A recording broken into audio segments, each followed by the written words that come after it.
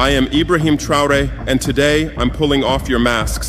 Ibrahim Traore Bangladesh থেকে প্রায় ৬০০০ mile দূরে অবস্থিত পশ্চিম আফ্রিকার দেশ বুর্কিনা ফাসোর ৩৭ বছর বয়সী এক ক্যারিসমেটিক নেতা। গত কয়েক বছরে বুর্কিনাবে তথা গোটা আফ্রিকায় দুঃসাহসী ও দেশপ্রেমিক এক নেতা হিসেবে তুমুল জনপ্রিয়তা লাভ করেন। আফ্রিকায় বয়সে সবচেয়ে ছোট রাষ্ট্রনায়ক হলেও তিনি নেতৃত্বে একেবারে পরিপক্ক। ইব্রাহিম ট্রাওরে যখন ক্ষমতায় আসেন তখন অনেকেই ভাবেননি তিনি এতটা প্রভাব ফেলতে পারবেন, কিন্তু ধীরে ধীরে তিনি নিজেকে তুলে ধরলেন পশ্চিমা সাম্রাজ্যবাদ ও নয়া উপনিবেশবাদের কবল থেকে নিজের দেশকে মুক্ত করার দৃঢ় প্রতিজ্ঞ এক নেতা হিসেবে, যা তাকে শুধু বুর্কিনা ফাসোতেই নয়, সাম্রাজ্যবাদ বিরোধী কণ্ঠস্বর হিসেবে পরিচিতি এনে দেয় গোটা আফ্রিকায়, এমনকি আফ্রিকার বাইরেও। ২০২৩ সালের মার্চে আফ্রিকান রাষ্ট্রনেতাদের এক সম্মেলনে ট্রাওরের এক বক্তব্যের মাধ্যমেই তিনি প্রথম তার জাত চিনিয়েছিলেন, আর তখন থেকেই তাকে আফ্রিকার বিপ্লবের নতুন মুখ বলা হচ্ছে, এবং সমর্থকরা তাকে আফ্রিকার চে গুয়েভারা নামে পরিচিত মার্ক্সবাদী বিপ্লবী নেতা থমাস সানকারার উত্তরসূরি মনে করতে শুরু করেন। তরুণ সামরিক কর্মকর্তা ও রাজনীতিবিদ ইব্রাহিম ট্রাওরের বুর্কিনা ফাসো তথা আফ্রিকায় জনপ্রিয় হয়ে ওঠার ক্যারিসমেটিক বৈশিষ্ট্যগুলো কি, এবং কেনই বা তিনি পশ্চিমাদের মাথা ব্যথার কারণ হয়ে উঠছেন, এ নিয়েই আলোচনা করব আমাদের আজকের ভিডিওতে। বিস্তারিত জানতে পুরো ভিডিও জুড়ে আমাদের সাথেই থাকুন, আর আমাদের চ্যানেলে নতুন হয়ে থাকলে অনুরোধ করব চ্যানেলটি সাবস্ক্রাইব করে পাশের বেল আইকনটি ক্লিক করে নিন।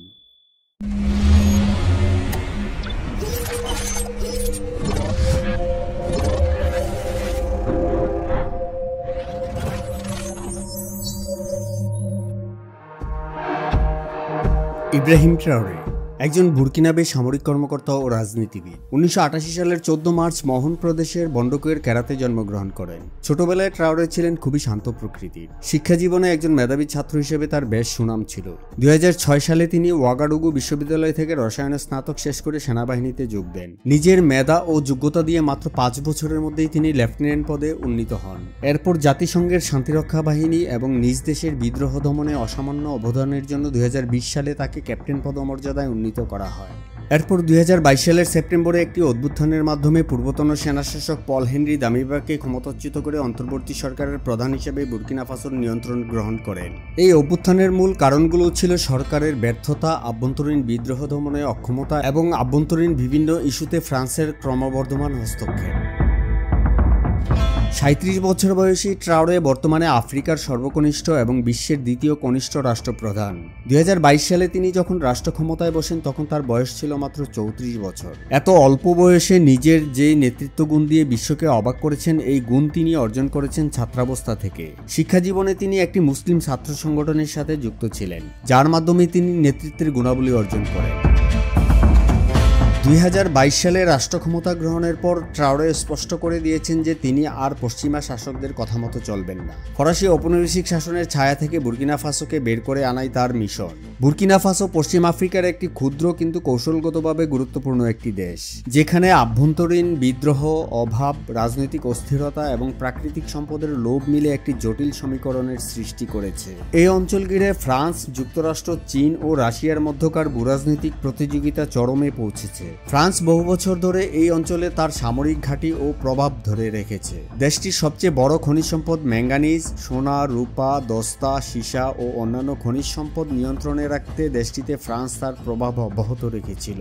বুর্কিনার মাটিতে এত সব খনিজের অজস্র ভাণ্ডার থাকা সত্ত্বেও দেশের মানুষের মানবেতর জীবন দাগ কেটেছে দেশপ্রেমিক ইব্রাহিম ট্রাওরের মনে। দেশটির অর্থনৈতিক অবস্থা এতটাই বাজে ছিল যে ইব্রাহিম ট্রাওরে ক্ষমতা গ্রহণের পর এই কিছুদিন আগে দেশের প্রথম রাষ্ট্রায়ত্ত ব্যাংক চালু করা হয়, যার নাম বুর্কিন লিম। জানলে অবাক হবেন যে বুর্কিনা ফাসোর অর্থনীতি বাংলাদেশের অর্থনীতির মাত্র ২১ ভাগের ১ ভাগ। দেশের অর্থনৈতিক ভাগ্য বদলাতে তাই পশ্চিমা বিশ্বের প্রভাবকে চ্যালেঞ্জ ছুড়ে দেন ট্রাওরে, আর তাই ক্ষমতায় এসেই ট্রাওরে এমন কিছু পদক্ষেপ নেন যা পশ্চিমাদেরকে আতঙ্কিত করে তোলে। ক্ষমতা গ্রহণের পরই ট্রাওরে বুর্কিনাতে ফরাসি সামরিক ঘাঁটি বন্ধ করে ফরাসি সৈন্যদেরকে দেশ থেকে বের করে দেন এবং ফরাসি রাষ্ট্রদূতকে বহিষ্কার করেন। সোনার খনিতে পশ্চিমা কোম্পানিগুলোর মাইনিং বন্ধ করে নিজেদের রাষ্ট্রায়ত্ত মাইনিং কোম্পানি নিয়োগ দেন। ফ্রান্সের সাথে পুরনো ঔপনিবেশিক সম্পর্ক ছিন্ন করেন। এর বদলে তিনি রাশিয়ার সঙ্গে ঘনিষ্ঠ জোট গড়ে তোলেন, যার অংশ হিসেবে একটি রুশ প্যারামিলিটারি বাহিনীও বুর্কিনা ফাসোতে মোতায়েন করা হয়। একই সাথে তার সরকার বাম ঘরানার অর্থনৈতিক নীতির পথে হাঁটতে শুরু করে।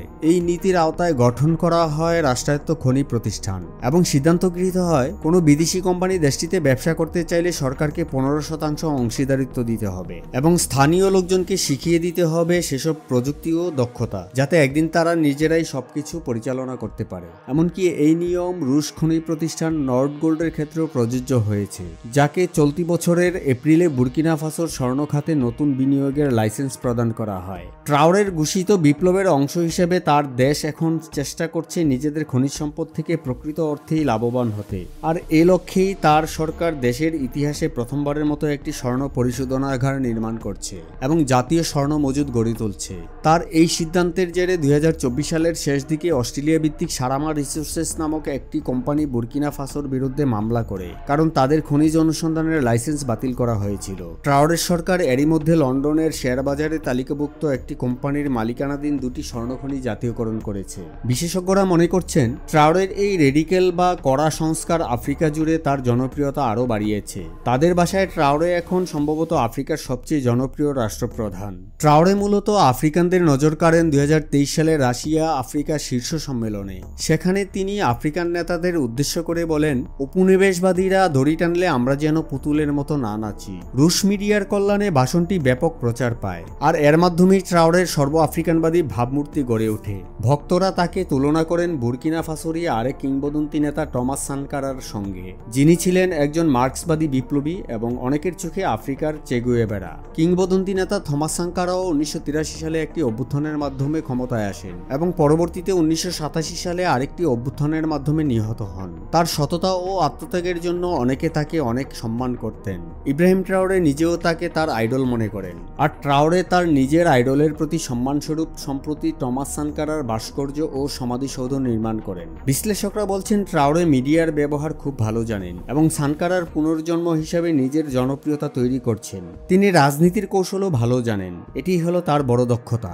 গানার নিরাপত্তা বিশ্লেষক প্রফেসর কুয়েসি আনিং বলেন, এই সামরিক নেতার জনপ্রিয়তা আফ্রিকায়, বিশেষ করে পশ্চিম আফ্রিকায় রাজনৈতিক পরিবর্তনের প্রতিফলন। 2024 সালের আফ্রোবেরোমিটারের এক জরিপে দেখা যায় আফ্রিকার 39টি দেশে গণতন্ত্রের প্রতি সমর্থন কমে গেছে, কারণ গণতন্ত্র তরুণদের মধ্যে আশার সঞ্চার করতে পারেনি। গণতন্ত্র যেখানে একটি চাকরি, ভালো শিক্ষা ও স্বাস্থ্যসেবা দিতে ব্যর্থ হয়েছে, সেখানে ট্রাওরে একটি বিকল্প পথ দেখাচ্ছেন এবং ইতিহাসের দুটি গুরুত্বপূর্ণ যুগের চেতনা আবারও ফিরিয়ে আনছেন। ট্রাওরে বেশ স্টাইলিশ এবং আত্মবিশ্বাসী একজন মানুষ। তার মুখে সবসময় থাকে খোলামেলা অভিব্যক্তি এবং হালকা এক হাসি। তিনি একজন সুবক্তাও বটে। তিনি নিজেকে একজন সাধারণ মানুষের প্রতিনিধি হিসেবে তুলে ধরতেই বেশি পছন্দ করেন, আর এসব গুণগুলোই তাকে জনপ্রিয় হয়ে ওঠার নিয়ামক হিসেবে কাজ করেছে। রাশিয়ার মিত্র এই জান্তা সরকার অর্থনৈতিক ক্ষেত্রে বেশ কিছু অগ্রগতিও অর্জন করেছে। এমনই ইঙ্গিত মিলেছে আন্তর্জাতিক মুদ্রা তহবিল IMF ও বিশ্বব্যাংকের ইতিবাচক মূল্যায়ন। IMF এক বিবৃতিতে জানায়, জটিল ও মানবিক নিরাপত্তা পরিস্থিতি সত্ত্বেও 2025 সালে বুর্কিনা ফাসোর অর্থনীতি মজবুত থাকবে বলে আশা করা হচ্ছে। সম্প্রতি যুক্তরাষ্ট্রের আফ্রিকা কমান্ডের প্রধান জেনারেল মাইকেল ল্যাংলির এক অভিযোগের ভিত্তিতে ট্রাওরেকে নিয়ে এক বিতর্ক তৈরি হয়। তিনি বলেন, ট্রাওরে দেশের স্বার্থে নয়, বরং তার জান্তা সরকারের নিরাপত্তা নিশ্চিত করতেই বুর্কিনা ফাসোর মজুতকৃত স্বর্ণ ব্যবহার করছেন। ল্যাংলির এমন মন্তব্যে তীব্র প্রতিক্রিয়া জানায় ট্রাওরের সমর্থকেরা। উত্তেজনা আরও বেড়ে যায় যখন এর কিছুদিন পরই বুর্কিনা ফাসোর জান্তা সরকার জানায় তারা একটি অভ্যুত্থানের ষড়যন্ত্র বেচতে দিয়েছে। এই পরিস্থিতিকে কাজে লাগিয়ে জান্তা সরকার বুর্কিনা ফাসোর রাজধানীতে একটি বিশাল জনসভা আয়োজন করে। তাদের দাবি ছিল ঔপনিবেশিক শক্তি ও তাদের দালালরা ক্যাপ্টেন ট্রাওরেকে হটানোর ষড়যন্ত্র করছে। ট্রাওরেকে সমর্থন জানিয়ে একই দিনে লন্ডন সহ বিশ্বের বিভিন্ন শহরে একাধিক সংহতি সমাবেশ অনুষ্ঠিত হয়। এরপর ট্রাওরে সামাজিক মাধ্যমে সমর্থকদের প্রতি কৃতজ্ঞতা প্রকাশ করেন এবং আরও লেখেন, একটি স্বাধীন, মর্যাদাপূর্ণ ও সার্বভৌম আফ্রিকার জন্য আমরা একত্রে সংহতির মধ্য দিয়ে সাম্রাজ্যবাদ ও নয়া উপনিবেশবাদকে পরাজিত করব।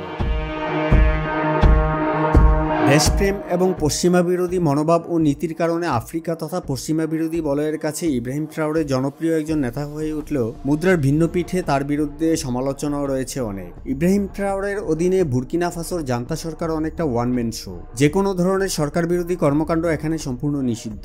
যদিও ট্রাওরে বলেছিলেন 2024 সালের মধ্যে বেসামরিক সরকারের কাছে ক্ষমতা হস্তান্তর করবেন, কিন্তু এখন মনে হচ্ছে তিনি অন্তত 2029 সাল পর্যন্ত ক্ষমতায় থাকবেন। এমনকি ট্রাওরে ক্ষমতা গ্রহণের পর সেনা সেনাবাহিনীতে তার নিজস্ব লোকদের নিয়োগ দিয়েছেন।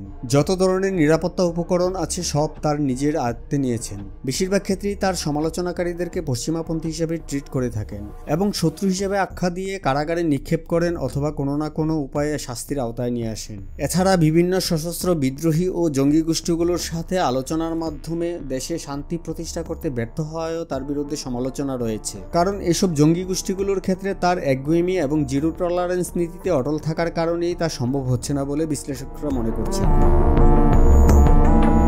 তবে তরুণ এই ক্যাপ্টেনের শেষ পরিণতি কি হবে তা এখনই বলা কঠিন, কারণ অর্থনৈতিক চাপ, সন্ত্রাসী হুমকি, আন্তর্জাতিক নিষেধাজ্ঞার মতো চ্যালেঞ্জগুলো রয়েছে তার সামনে। যদিও ট্রাওরে বলছেন, আমরা মরব কিন্তু মাথা নিচু করব না। তবে সবকিছু ছাপিয়ে প্রতিবেশী দেশ মালি ও নাইজারের সামরিক নেতাদের সঙ্গে মিলে তিনি নিঃসন্দেহে পশ্চিম আফ্রিকায় পশ্চিমা বিরোধী নবজাগরণের সূচনা করে পশ্চিমা বিশ্বে কাঁপন ধরিয়ে দিয়েছেন। শুধু তাই নয়, আফ্রিকার আরও কয়েকটি দেশ তাদের দেখানো পথ অনুসরণ করে ফরাসি বাহিনীকে নিজেদের দেশ থেকে সরে যেতে বলেছে। প্রিয় দর্শক, ভিডিওটি ভালো লাগলে একটি লাইক দিন এবং শেয়ার করুন। আমাদের চ্যানেলে এই ধরনের ভিডিও নিয়মিত দেখতে চাইলে চ্যানেলটি সাবস্ক্রাইব করুন। আমাদের পরবর্তী ভিডিওগুলো আপলোড হওয়ার সাথে সাথে নোটিফিকেশন পেতে চাইলে সাবস্ক্রাইব বাটনের পাশের বেল আইকনটিতে ক্লিক করুন। আমাদের চ্যানেলে কি ধরনের ভিডিও দেখতে চান তা কমেন্টে লিখে জানান। দেখা হচ্ছে আপনার পছন্দের নতুন কোনো ভিডিওতে। ততক্ষণ পর্যন্ত ভালো থাকুন, সুস্থ থাকুন। আল্লাহ হাফেজ।